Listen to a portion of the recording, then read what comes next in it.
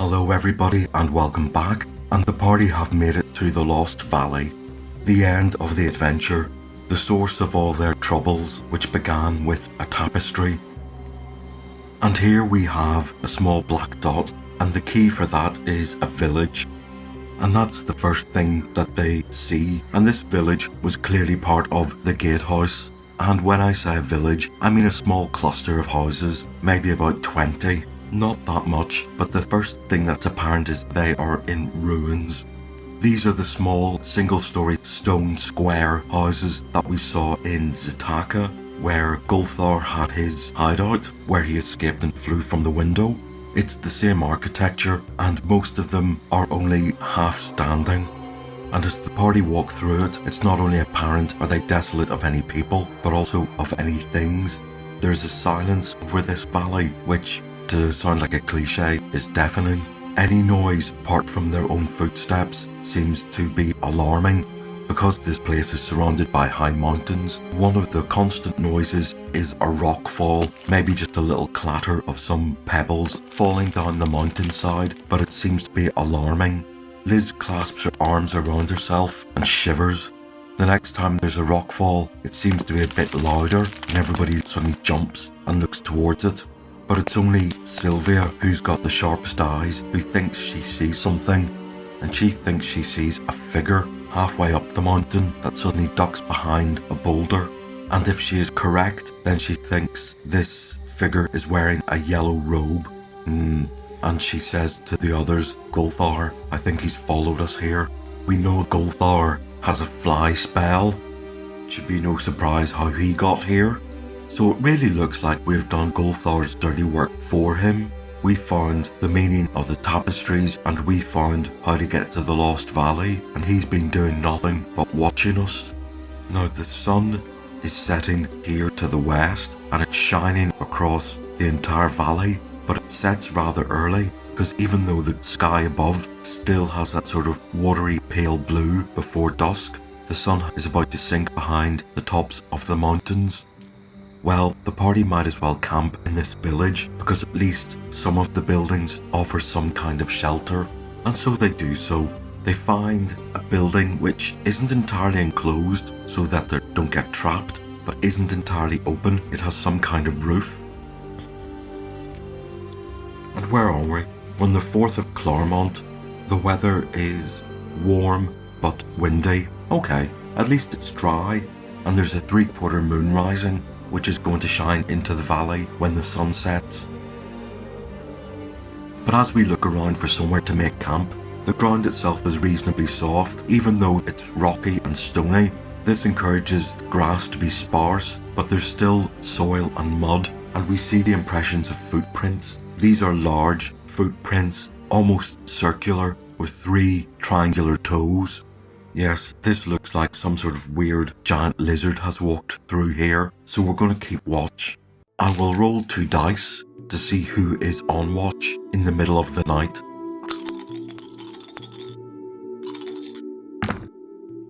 Right, that is Carrick, and that is Malin. Oh, and we also have Sylvia. I'll choose between the two. And they throw 3s again.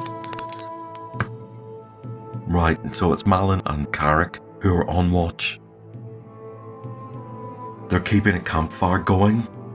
Actually, no, after they have eaten, they're going to put the campfire out because they don't want to draw too much attention to themselves, and the moonlight will be enough to see by. Let's roll for surprise. There is no surprise. Let's roll for initiative. Right, our party get initiative. And what happens is while they're keeping watch, they hear a hiss and they jump up. There is no surprise, but what comes creeping around the walls of the building they're in is a dark, thick mist, which is about a few inches from the ground. And floating above that mist is 2 figures wearing tattered black robes with deep hoods, and they have 2 claws reaching out. These are wraiths. With our initiative, Malin is going to cry out and rush to the back, so that's his action. Carrick is going to prep his sword and his shield. That's his action. Now he's going to get attacked twice by the two wraiths. And this is serious because wraiths have a level drain attack. The last time we encountered one of these was in the Caves of Chaos in the last temple. We were lucky to turn that one. Or was that a white? I think that might have been a white. A wraith is a level worse than a white. Right, they need a 17 to hit him. The first one misses.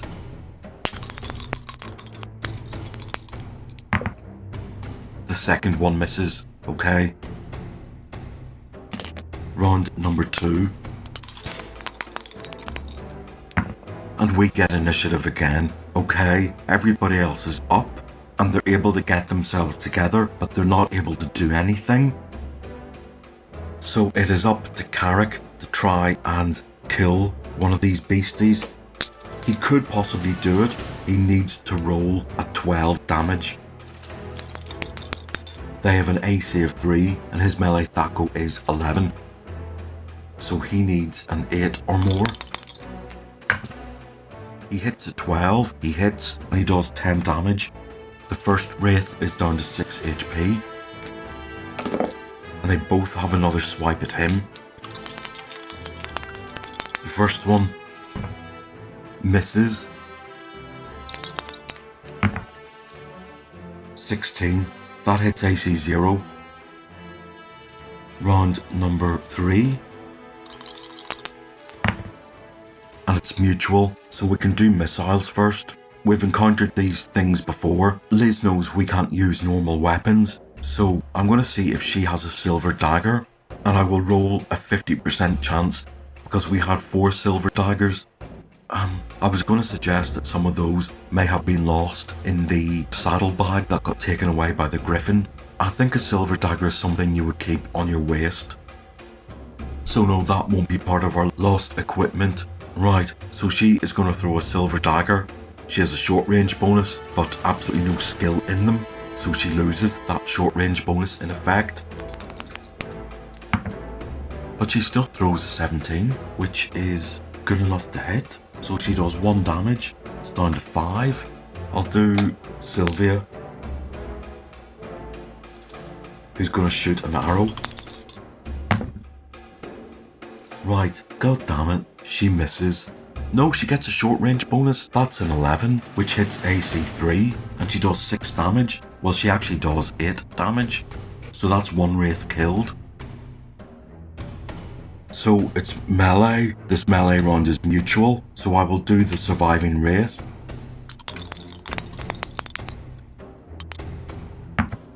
And it hits Carrick. Right, it hits him for a lot of damage. He loses 6 points. He's down to 21, but he is also stuck with level drain. So our dwarf is back down to level 4. He actually doesn't lose anything. He might lose some hit points. I will look into level drain. But in the mastery rules, there's a way you can restore level drained levels. Right, I'm going to see if this can be resolved within this valley. There might be a way to restore a drained level if we find a high enough priest. Okay, I'm going to swear there. That's bad. So hopefully this level drain will only be temporary. So it's our melee turn. I know, I'm going to take that back, because the spells round should have included Turn Undead, because I've decided long ago Turn Undead was a spell. So let's read up. We have a level 6 cleric, and that is an auto turn, but this is a 4-hit dice monster, so for it to be turned, Donard has to roll more than a 4. And he throws a 5, so yes, so it got turned. So with some deathly, piercing, unworldly shriek, this thing turns and flees. It won't be back. Also, a wraith moves at a very fast speed, faster than us, so it runs off. Well, where it runs off into, we can't tell. It soon gets swallowed up by the night. Luckily, Donard has had his watch, so he's going to take turn to watch for the rest of the night, so everybody else can get some sleep. Right, that's what happened. Carrick did not get struck, and he did not get level drained, so he's back up to 27. Wasn't that convenient. Okay, this might be a sign of things to come. Okay, so the party will rest up. We will cast some healing spells. And let's just have a look at what spells were memorized overnight. So I wrote them on here on this little whiteboard. 2 Cure Light Wounds, Bless, a Hold and a Strike for Donard. Malin is giving up on the sleep spells. He's got a Magic Missile, a Shield, a Web, Invisibility and a Haste. Sylvia also does not have any sleep. She's got Magic Missile, Light, Knock, Phantasmal Force. The Magic Missile is obviously a damage spell, the rest are quite utility. She's also got this sword which does a Cure Light Wounds once per day. The Staff of Healing, I did take on board a comment somebody else made in the comments section that the Staves of Healing, once they start cluttering up the place, become a bit, it becomes a bit much. I have got a rule in place for Liz that she has Elven Boots and an Elven Cloak. Both of those give you a 90% chance for Move Silently and Hide in Shadows. I saw that as a bit overpowered, so every time she finds a new pair, they add 10% onto the score of the previous pair. And just to let you know, she has found 2 pairs so far on the adventure, so she has boots and cloaks which add 20% to her thief skills. I'm going to do something similar for the Staves of Healing. We have found 3, we've legitimately lost 1, so we have 2. I'm going to double those 2 up into 1 staff with a bit of a handicap. So instead of doing d6 plus 1, it does d6 plus 3. So we no longer have 2 Staves of Healing, each which do d6 plus 1. We have 1 that does d6 plus 3. And every time we find a new Staff of Healing, this will go up by another plus 2. Right, so that is what we wake up with in the morning. And the party will now have a full day to try and explore this valley. Right, the party wake up after what was a rather calamitous night, being attacked by a couple of wraiths. I have to say, on reflection, I don't think I should have used wraiths as a wandering monster. Well, not as a nighttime encounter, because level drain is a very serious attack. There really is no coming back from it, so if you have a level drain creature, the party should have some opportunity to avoid the fight, either to run away or to maybe even ambush it or overwhelm the creature. To corner a party unexpectedly with level drain, I don't think is fair. And if you look at the Wandering Monster table, the creatures are really quite lame. Wandering monsters are there to keep the party on their toes and to add a bit of dice rolling should the game become a bit too, well, talky. The other thing of note is Turn Undead mechanic. If you look at the DM's book, it will tell you how to run Turn Undead, but there is a sentence in the player's manual which is not in the DM's manual. And that sentence says here, you might not turn all the monsters encountered, but if you succeed in turning at least one will be affected. I'd forgotten about that bit, so when there was one wraith there, I rolled for Donard to turn it, whereas he should have been able to turn automatically one. But that's the morning over with. I will cast a... what shall we do? We'll use the Sword of Healing on Carrick, who's at 27 from 32. And he's back up to full health. I need to mark that off. Okay, and I'm just going to do a quick weather check. And it's one of those days that is a clear blue sky with a light scattering of clouds. It's warm and slightly breezy. It seems to be an almost ideal morning, though the sky will be bright blue long before the sun appears in the sky. And I suppose because they're in shadow and it's the morning, the party will also feel quite chilly. And they're in this little village here, and the first thing they notice in the landscape about just under a mile away, a shrine. Well, they're going to make their way to that. There's nothing else really to explore. And as they approach the shrine, they notice it's been vandalised. It was once extremely ornate, and nearly all the ornamentation has been knocked off it. And when they do some sort of surface level archaeology around the shrine, they see embedded into the ground lumps of carved stone. and if they pull one of them out, they'll realise that this would have been maybe part of an arm carved out of the stone, maybe even an ear. Whatever it is, these things were vandalised many years ago, if not centuries ago.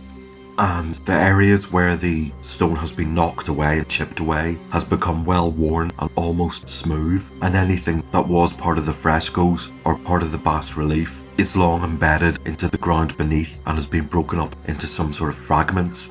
What remains, however, seems to be tall robed figures whose heads have been knocked off, and we've seen tall robed figures before, but they had jackal heads. So the party assumed that this valley was populated by these jackal-headed creatures at one time. It never occurred to them that these creatures would have enemies, and it seems apparent that is the case. People do not like these jackal-headed creatures. So perhaps they're long dead, and whoever lives in the valley these days, if indeed anybody still lives here, are the new rulers. So there's another village here, and there's another structure here. There's a little path here, so they'll walk slowly towards the path. And again, the deathly silence, the lack of any animals, the lack of insects, chirping, birds, tweeting. And as always, there seems to be something disturbing the rocks in the mountainsides. And they come across another eerie, deserted village, much like the one they just left. One-story, squat buildings. This one is in a much worse state of repair. It's only just got vertical walls, there's no roof left, and they can walk through the empty doorways, and it forms what you might think of as an open-air maze. I'm going to roll a percentage dice to see if there are any wandering monsters today. It's a 1d20. And that's a 10. Right, okay. Well, the deathly silence was broken by a sound that everybody knows and hates. Yep, it's Sturges. Let's roll for surprise. We surprise them. We don't want these things attacking us and trying to suck our blood, especially if something else attacks us. So, they only have 5 hit points each. So let's use our surprise to see if we can shoot some of them. It says 3 to 6 Sturges. That's 1d4 plus 2. There's only 4 of them. So let's do Liz with a pot shot at 1. They have an AC of 7. That's not that great. Well, she manages to hit and kill one. That took them by surprise. Sylvia hits and kills another. We'll do Stephen with his bow. That's a miss. We'll do Carrick with the crossbow. That's a miss. And Donard, who doesn't like sling, but went into sling training, has now got a lower missile THAC of 16. He misses. So 2 Sturges are dead. That was the surprise round. Round number 1, they get initiative. What is their morale? They might fly away. The morale is 9. And they decide to attack. Right, who do they go for? They go for Liz and Sylvia. Okay, they're extremely fast. So I shall do the one that's on Liz, which hits her for 2 points and sticks onto her neck.